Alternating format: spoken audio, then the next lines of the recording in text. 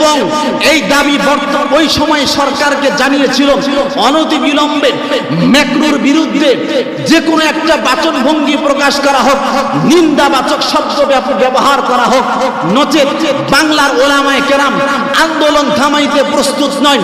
আন্দোলন করতে যদি রাসূলের মহব্বতের কারণে একটা নয়, 10টা নয়, হাজারো গুলির আঘাত সহ্য করতে হয়, এমনকি বুকের তাজা রক্ত জমিনের বুকে ঢেলে দিয়ে নিজের জীবনটাকে উৎসর্গ করতে হয়, তবু আমরা একবার নয়, হাজারবার যদি আল্লাহ পাক রব্বুল আলামিন আমাদেরকে দুনিয়ার বুকে প্রেরণ করেন, রাসূলের মহব্বতকে প্রকাশ করতে গিয়ে হাজারবার শহীদ হইতে প্রস্তুত আছি। কথা বলেন ঠিক কিনা? সম্মানিত হাজিরিন, লক্ষ্য করে বুঝুন, বলতেছিলাম তাদের ভালোবাসা সম্পর্কে একটু আলোচনা করা দরকার। ভালোবাসাটা কেমন হওয়া দরকার? রাসূলের জন্ম সম্পর্কে আনন্দ হওয়ার ব্যাপারে হক্কানি ওলামায়ে কেরাম যারা রয়েছেন এনাদের সহমত রয়েছে। রাসূলের জন্ম নিয়ে আমাদের আনন্দ প্রকাশ করা, আনন্দ উল্লাস প্রকাশ করা, আনন্দ ঘন পরিবেশকে প্রকাশ করা, এটা হক্কানি ওলামায়ে কেরাম, মুহাক্কিক ওলামায়ে কেরাম যারা রয়েছেন এনারা সমর্থন করে। তো প্রিয় হাজিরিন, এই যে 12ই রবিউল আউয়ালের তারিখেই যারা ঈদে মিলাদুন নবী পালন করে, এরা কিসের ভিত্তিতে ঈদে মিলাদুন নবী পালন করে? ঈদ মানে আমরা কি জানি? আনন্দ। ঈদে মিলাদুন নবী যে যারা পালন করে, রাসূলের জন্মের আনন্দ উপলক্ষে তারা আনন্দ উল্লাস করে, এটা কিসের ভিত্তিতে পালন করে? আমরা ইতিহাস জানি, আমাদের পয়গম্বর মুহাম্মদ রাসূলুল্লাহ সাল্লাল্লাহু আলাইহি ওয়াসাল্লাম যেই তারিখে মৃত্যুবরণ করেছেন, ইন্তেকাল করেছেন, এই তারিখটাও ছিল 12ই রবিউল আউয়াল। কথা বলেন ঠিক কিনা? রাসূল যেই বারে ইন্তেকাল করেছেন সেই বারের নামও সোমবার। কথা বলেন ঠিক কিনা? সম্মানিত হাজিরিন, লক্ষ্য করে বুঝুন, আমাদের পয়গম্বরের জন্ম তারিখ সম্পর্কে মত পার্থক্য রয়েছে। যারা 12ই রবিউল আউয়ালকে রাসূলের জন্ম দিবস হিসাবে পালন করে, তার বাবার ক্ষমতা নাই প্রমাণ করার যে 12ই রবিউল আউয়ালে রাসূলের জন্ম হয়েছে। তবে পক্ষান্তরে এটা প্রমাণ করা অবশ্যই নিশ্চিত যে 12ই রবিউল আউয়াল সোমবারের দিন রাসূল ইন্তেকাল করেছেন। সম্মানিত হাজিরিন, জন্ম একটা আনন্দের বিষয়, ইন্তেকাল কিন্তু কোনো আনন্দের বিষয় নয়। একই তারিখ ধরে নিলাম ক্ষণিকের জন্য যে 12ই রবিউল আউয়াল, এই তারিখে রাসূল জন্ম গ্রহণ করেছেন। তবে এই তারিখে যদি রাসূল মৃত্যুবরণ করেন, ইন্তেকাল করেন, তাহলে এই দিনে তাদের আনন্দ উল্লাস তারা কিসের ভিত্তিতে করছে? মৃত্যু দিবস উপলক্ষে করছে, নাকি তাদের এই ঈদে মিলাদুন নবীর দাবিকারক যারা রাসূলের জন্ম দিবসের আনন্দ উপলক্ষে করছে? কথা বলেন ঠিক কিনা? যদি 12ই রবিউল আউয়ালটা শুধু জন্ম দিবসই হতো, তাহলে সেই আনন্দটার ব্যাপারে আমরা নিজেদেরকে সান্ত্বনা দিতে পারতাম। কিন্তু এখানে তো অনেক মত পার্থক্য রয়েছে।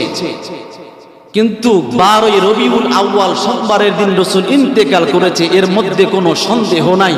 দ্বিতীয় কোনো রিওয়ায়াত খুঁজে পাবেন না যে এই তারিখ ছাড়া অন্য তারিখে রাসূল ইন্তেকাল করেছে। কারোরই কোনো ক্ষমতা নাই এই তারিখ বাদ দিয়ে অন্য কোনো তারিখের ব্যাপারে কেউ কোনো মন্তব্য করে। কথা বলেন ঠিক কিনা? সম্মানিত হাজিরিন, কথাটা লক্ষ্য করে বুঝুন। তাহলে তাদের আনন্দের ব্যাপারে দুই একটা কথা বলা দরকার। তাদের আনন্দ কেমন? ওলামায়ে কেরাম যে আনন্দটাকে গ্রহণ করেন, সেই আনন্দটা কেমন লক্ষ্য করে বুঝুন। প্রিয় মুসলমান ভাইরা, আমার কথাটা লক্ষ্য করে বুঝুন। আপনার আমার পয়গম্বর চাচা ছিলেন আবু লাহাব। আমরা সবাই জানি তিনি একজন কাফের ছিলেন। যখন নাকি পয়গম্বর মুহাম্মদুর রাসূলুল্লাহ সাল্লাল্লাহু আলাইহি ওয়াসাল্লাম জন্মগ্রহণ করলেন, আবু লাহাবের দাসী সুয়াইবা এসে আবু লাহাবকে খবর জানায়া দেন আব্দুল্লাহর ঘরে একজন পুত্র সন্তান জন্মগ্রহণ করেছেন। এই খবরটা পাওয়ার পরে এ মুসলমান ইমানদার কথাটা লক্ষ্য করে বুঝবেন বাবা। এই খবরটা যখন পেলেন আবু লাহাব কাফের হওয়া সত্ত্বেও তিনি এত পরিমাণ খুশি হয়েছে, যেই খুশির কারণে তার বাদী সুয়াইবাকে ইশারা করে আজাদ করে দিলেন। তোমাকে আজাদ করে দিলাম, বলেন সুবহানাল্লাহ। এই মুসলমান ইমানদার কথাটা লক্ষ্য করে বুঝবেন বাবা। হযরত আব্বাস রাদিয়াল্লাহু তাআলা আনহু একবার স্বপ্ন যোগে দেখতে পেলেন আবু লাহাবের মৃত্যুর পরে এই রাওয়ায়াত তারিখে হাবিবে ইলাহ গ্রন্থের মধ্যে লিপিবদ্ধ রয়েছে। এ মুসলমান ইমানদার কথাটা লক্ষ্য করে বুঝবেন। আব্বাস রাদিয়াল্লাহু তাআলা আনহু স্বপ্নের মধ্যে দেখলেন আবু লাহাবকে জিজ্ঞাসা করলো, তুমি কেমন আছো?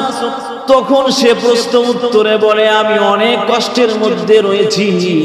আমি মুহাম্মদ যে ইসলামের দাওয়াত দিয়েছিল ওই ইসলামের দাওয়াত আমি কবুল করি নাই, যার কারণে অনেক পরিমাণ আযাবের সম্মুখীন আমি হচ্ছি। ডান পাশেও আমার আগুন জ্বলতে থাকে, বাম পাশেও আগুন জ্বলতে থাকে, সামনে পিছনে সব জায়গায় আগুন জ্বলতে থাকে। আগুনে দাউ দাউ করে আমার সমস্ত শরীর পুড়ে ছারখার হয়ে যায়। এ আব্বাস, আমি অনেক পরিমাণ কষ্টের মধ্যে রয়েছি। এ মুসলমান ইমানদার কথাটা লক্ষ্য করে বুঝবেন বাবা। তবে ওই সময় আরো একটা বর্ণনা সে করে দেয়। ওই বর্ণনাটা হলো, যখন নাকি সোমবারের দিন আসে, ওই সোমবারের দিন দুইটা আঙ্গুল যখন আমি মুখের মধ্যে নিয়ে চুষতে থাকি, তখন আমার দুইটা আঙ্গুল থেকে একটু পানি বের হয়। এই পানিটার দ্বারা আমার একটু কলিজা সামান্যতম হলো শান্তি পেয়ে যায়, আযাবের কষ্ট সামান্যতম হলে একটু কমে যায়। এ মুসলমান ইমানদার লক্ষ্য করে বুঝুন, এই ফাজাইল সে কবরের মধ্যে কি কারণে পেয়েছে? দুইটা আঙ্গুল চোষার কারণে। সোমবারের দিন কি কারণে সে একটু পানি পেয়ে যায়, কি কারণে একটু পানি পাওয়ার কারণে কষ্টগুলো লাঘব হয়ে যায়। এ মুসলমান ইমানদার কথাটা লক্ষ্য করে বুঝবেন। পয়গম্বরের জন্মের কারণে এত পরিমাণ খুশি হয়েছিল, এত পরিমাণ খুশি হয়েছিল। খুশির কারণে এই দুইটা আঙ্গুল দ্বারা তার বাদী, কেননা তার বাদী মুহাম্মাদের জন্মের খবর তার কাছে দিছে। কথা বলেন ঠিক কিনা? জন্মের খবর দেওয়ার কারণে আনন্দে বশীভূত হয়ে দুইটা আঙ্গুল দ্বারা ইশারা দিয়ে ওই বাদীকে আজাদ করে দিছে। বলেন সুবহানাল্লাহ। দুইটা আঙ্গুল দ্বারা ওই বাদীকে আজাদ করে দিয়েছে মুহাম্মাদের জন্মের খবর পাওয়ার কারণে। এ মুসলমান ইমানদার, একজন কাফের হওয়া সত্ত্বেও রাসূলের জন্মের আনন্দ পাওয়ার পরে যদি দুইটা আঙ্গুল দ্বারা ইশারা করার কারণে কবরের আযাব একটু হলে লাঘব হয় দুইটা আঙ্গুল চোষার কারণে, তাহলে বুঝে থাকলে বলেন, আপনার আমার পয়গম্বরের জন্মের ভালোবাসা আমাদের দিলের মধ্যে থাকলে আমরাও রহমত প্রাপ্ত হব কি হব না?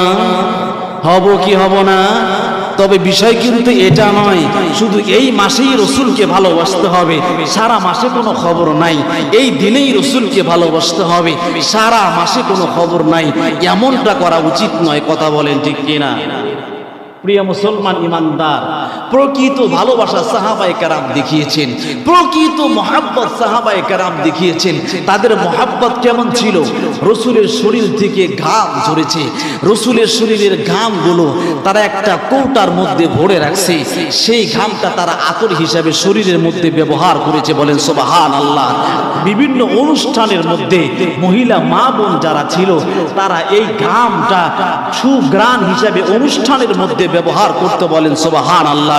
রাসূলের থুতু মুবারক যখন ফেলতেন, এই থুতু মুবারকটা সাহাবায়ে কেরাম রাদিয়াল্লাহু তাআলা আনহুম আজমাইন শরীরে মাখার জন্য তৈয়ার হয়ে যেতেন। রাসূল সাল্লাল্লাহু আলাইহি ওয়াসাল্লামের যাবতীয় কাজগুলো সাহাবায়ে কেরাম রাদিয়াল্লাহু তাআলা আনহুম আজমাইন পুঙ্খানুপুঙ্খানুরূপে পালন করার জন্য চেষ্টা করতেন। কথা বলেন ঠিক কিনা? সম্মানিত হাজিরিন, সাহাবায়ে কেরামই তো রসুলের ভালোবাসার সত্য একটা মাপকাঠি, উপযোগী একটা মাপকাঠি, এর মধ্যে কোনো সন্দেহ নাই। রসুলকে ভালোবাসবো সাহাবায়ে কেরামের নমুনা দেখে, রসুলকে ভালোবাসবো তাবে তাবিঈনদের নমুনা দেখে, রসুলকে ভালোবাসবো বুজুর্গানে দ্বীন যেরকম ভাবে ভালোবাসতেন, এই নমুনা ছাড়া কোন গাল গপ্প, কোন দলকে কেন্দ্র করে, কোন মতকে কেন্দ্র করে রসুলকে ভালোবাসার ন্যূনতম কোনো সুযোগ নাই। কথা বলেন ঠিক কিনা? সম্মানিত হাজিরিন, সাহাবায়ে কেরাম রাদিয়াল্লাহু তাআলা আনহুম রসুলকে কেমন ভালোবাসতেন, কিরূপ মহব্বত করতেন, লক্ষ্য করে বুঝুন। প্রিয় মুসলমান ভাইয়েরা আমার, উহুদ যুদ্ধের কথা আমরা সবাই জানি। উহুদের ময়দানে যখন নাকি পয়গম্বর মুহাম্মদ রাসূলুল্লাহ সাল্লাল্লাহু আলাইহি ওয়াসাল্লাম উপস্থিত ছিলেন, কাফের মুশরিক বেঈমানগুলো রাসূলকে লক্ষ্য করে যখন তীর ছুঁড়তেছিলেন, তীর নিক্ষেপ করতেছিলেন, এমন সময় সাহাবী আবু তালহা রাদিয়াল্লাহু তাআলা আনহু দেখতে পেলেন রাসূলের শরীরে যদি একটা তীরের আঘাত লেগে যায়, রাসূলের শরীর থেকে রক্ত বের হয়ে যাবে, রাসূল অনেক কষ্ট পাবে। এ মুসলমান ইমানদার, কেমন ভালোবাসা একবার দেখেন। রাসূলের সামনে এসে আবু তালহা রাদিয়াল্লাহু তাআলা ওনার বুকটা রাসূলের বুকের সঙ্গে লাগায়া জড়া আছে, যাতে করে কাফিরদের তীরগুলো, সমস্ত তীর তার পিঠের মধ্যে লেগে যায়। কথা বলেন ঠিক কিনা? এ মুসলমান ইমানদার, কথাটা লক্ষ্য করে বুঝবেন বাবা। এ মুসলমান ইমানদার, আবু তালহা রাদিয়াল্লাহু তাআলা আনহু চাইলে তো রাসূলের বুকের সঙ্গে তার পিঠটা লাগিয়ে তার বুকটা কাফিরদের তীরের দিকে ধরতে পারতেন, পারতেন কি পারতেন না? রাসূলের বুকের সঙ্গে আবু তালহা রাদিয়াল্লাহু তাআলা আনহু তার পিঠটা লাগিয়ে তীরের দিকে তার বুকটা পাততে পারতেন, কিন্তু এমনটা করে নাই। তার ভাষ্য মতে খবর হলো এটাই, রাসূলের বুকের সঙ্গে আমি তালহার পিঠ লাগবে এতটুকু বেয়াদবিও যেন আমার দ্বারা না ঘটে, যার কারণে আমি রাসূলের বুকের সঙ্গে আমার বুকটা লাগায় রাখছি আর পিঠটা রাখছি তীরের দিকে। বলেন সুবহানাল্লাহ। এটা ছিল সাহাবায়ে কেরামের ভালোবাসা, এটা ছিল সাহাবায়ে কেরামের ভালোবাসা। এটা বাদ দিয়ে 12 রবিউল আউয়াল আসলে, রবিউল আউয়াল মাস আসলেই মসজিদে মসজিদে জিলাপির মহড়া বসে যায়। কথা বলেন ঠিক কিনা? সম্মানিত হাজিরিন, হয়তোবা আমি এখানে আপনাদের এখানে খিদমতে জয়েন করার পরে এরকম ঘটনা আমি দেখি নাই। মিলাদুন নবীকে কেন্দ্র করে জিলাপি নিয়ে আসছে, আমার নজরে পড়ে নাই। বাংলার জমিনে বিভিন্ন মসজিদে এমন ঘটনা রহরহ পাওয়া যায়, যেই মসজিদগুলোতে রবিউল আউয়াল মাস আসলেই বিভিন্ন মসজিদে জিলাপির টোপলাগুলো নিয়ে যাইত আর মিলাদের দাওয়াত দিত। কথা বলেন ঠিক কিনা? সম্মানিত হাজিরিন, শুধু এটাই নয়, লক্ষ্য করে বুঝুন, সারা বছর রাসূলের ভালোবাসা তাদের দ্বারা কোনো প্রকাশ পায় না, রাসূলের ভালোবাসা তাদের কোনো আমল দ্বারা প্রকাশ পায় না, রাসূলের ভালোবাসা তাদের কোনো কালচার দ্বারা প্রকাশ পায় না। আমরা সবাই জানি, কিছুদিন পূর্বে আপনার আমার পয়গম্বর মুহাম্মদুর রাসূলুল্লাহ সাল্লাল্লাহু আলাইহি ওয়াসাল্লামকে ব্যঙ্গ করেছিল বহির্বিশ্বের এক রাষ্ট্রপ্রধান ম্যাক্রো, ফ্রান্সের সরকার। কথা বলেন ঠিক কিনা? ওই সময় বাংলার ভূমিতে শত শত হাজার হাজার লক্ষ লক্ষ ওলামায়ে কেরাম বাংলার বিভিন্ন রাজপথে, বিভিন্ন রাস্তাঘাটে সোনার সন্তানগুলো যারা নাকি রাসূলের ভালোবাসা দিলের মধ্যে পয়দা করে জীবনকে পরিচালিত করে, এই সমস্ত মানুষগুলো সেই ফ্রান্সের সরকারের বিরুদ্ধে বিদ্রোহ ঘোষণা করেছিল। সম্মানিত হাজিরিন, ওই সময় এই দলগুলোকে পাওয়া যায় নাই, যেই দলগুলো 12 রবিউল আসলেন ঈদে মিলাদুন নবী জশ্নে জুলুস নামে রাস্তাঘাটে মিছিল করে বেড়ায়, আনন্দ মিছিল। কথা বলেন ঠিক কিনা? তাদের ওই সময় আমরা দেখি নাই। তাদের কাজ ছিল হলো কর্ণ ইঁদুরের গাথার মধ্যে ঢুকে তাদের খানকার মধ্যে বসে তারা তসবিহ টিপত। ওই সময় তাদের দিলের মধ্যে রসুলের ভালোবাসা জন্মে নাই, রসুলের ভালোবাসা জন্মেছিল ওই সময় তাদের বুকের মধ্যে যারা নাকি প্রকৃতপক্ষে রসুলের আশেক, কথা বলেন ঠিক কিনা? সম্মানিত হাজিরিন, লক্ষ্য করে বুঝুন, রসুলের ভালোবাসা একদিন নয়, রসুলের ভালোবাসা রবিউল আউয়ালে নয়, রসুলের ভালোবাসা শুধু 12 রবিউল আউয়ালে নাই, রসুলের ভালোবাসা জীবনের শুরু থেকে নিয়ে মৃত্যু পর্যন্ত, কথা বলেন ঠিক কিনা?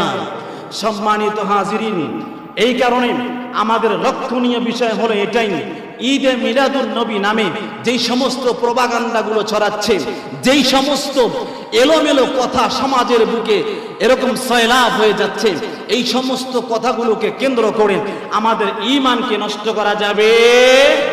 ঈমান নষ্ট করা যাবে না।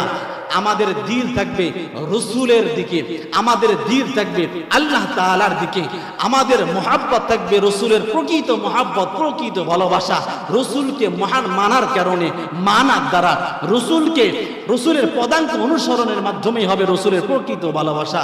প্রিয় হাজিরিন, লক্ষ্য করে বুঝুন, আম্মা জান আয়েশা সিদ্দিকা রাদিয়াল্লাহু তাআলা আনহাকে একজন মহিলা এসে জিজ্ঞাসা করেন রসুলের সিরাত কি ছিল, রসুলের আখলাক কি ছিল।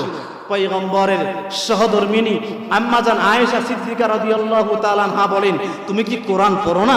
বলতেছে, হ্যাঁ আমি তো কোরআন পড়ি।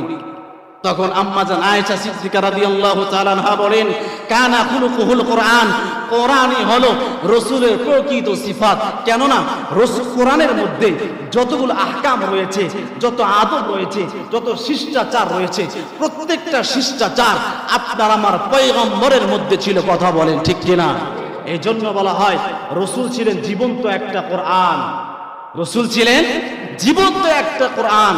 কোরআনকে যে মানবে রসুলকে যে সেই মানবে, হাদিসকে যে মানবে রসুলকে সে মানবে। এজন্য আমরা আসুন কোরআন ও হাদিস দ্বারা প্রমাণিত যেই সমস্ত কাজগুলো রয়েছে, এই সমস্ত কাজগুলো ব্যতি রেখে অন্য অন্য কাজের দিকে আমরা ধাবিত হব না, কথা বলেন ঠিক কিনা? সম্মানিত হাজিরিন, লক্ষ্য করে বুঝুন, আপনার আমার পয়গম্বরকে, আপনার আমার পয়গম্বরের যাবতীয় শিষ্টাচার আমরা কিভাবে মানব? যেইভাবে সাহাবায়ে কেরাম মেনেছেন, যেইভাবে তাবিঈন মেনেছেন, যেইভাবে আইম্মায়ে সালেহীন মেনেছেন, বুজুর্গানের দিনগুলো মেনেছেন, সেভাবে আমরা মানব, কথা বলে ঠিক কিনা? লক্ষ্য করে বুঝুন, এই আলোচনাটা করতে গিয়ে আরো একটা কথা আমাদের সামনে ভেসে ওঠে, সেটা হলো একদল তো বলেই ফেলে যে হুজুর 12 রবিউল আউয়াল তো রসুলের জন্মদিন, জন্মদিন সম্পর্কে তো আমরা অনেক আলোচনা শুনি, অনেক জায়গায় লালিত পালিত আমরা দেখতে থাকি, তাহলে আমাদের সন্তানের রসুলের জন্মবারই পালন হয়, তাহলে আমাদের সন্তানগুলো যে জন্মগ্রহণ করে 1 বছর পূর্তি হয়, জন্ম দিবস পালন করে, তাতে অসুবিধা কোথায়? 2 বছর পূর্তি হয়, জন্ম দিবস পালন হয়, তাতে অসুবিধা কোথায়? বলে কি বলে না? জন্মদিন পালন করে কি করে না? এটা কোরআন হাদিস দ্বারা প্রমাণিত। আল্লাহ তাআলা সবাইকে বোঝার জন্য তৌফিক দান করে, বলেন আমিন।